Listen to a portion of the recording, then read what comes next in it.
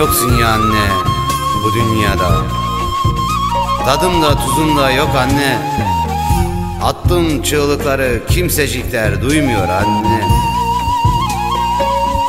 Bu akşam da bir başkayım anne.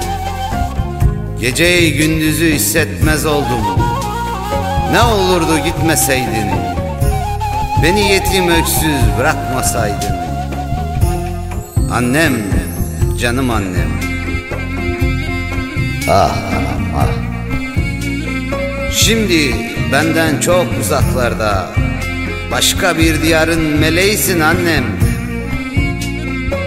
Annem annem, güzel annem.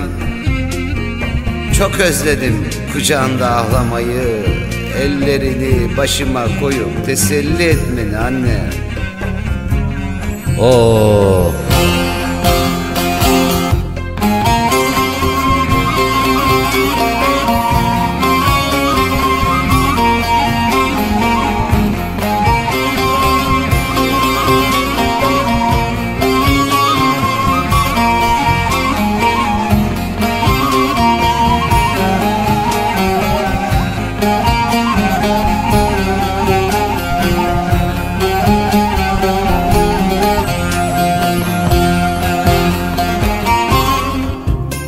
Hasretim bir yudum sevgiye annem.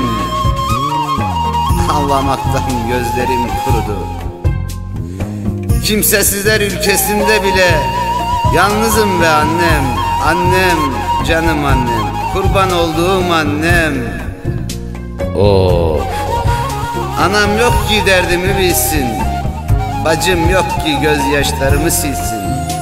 Kurban olduğum annem benim.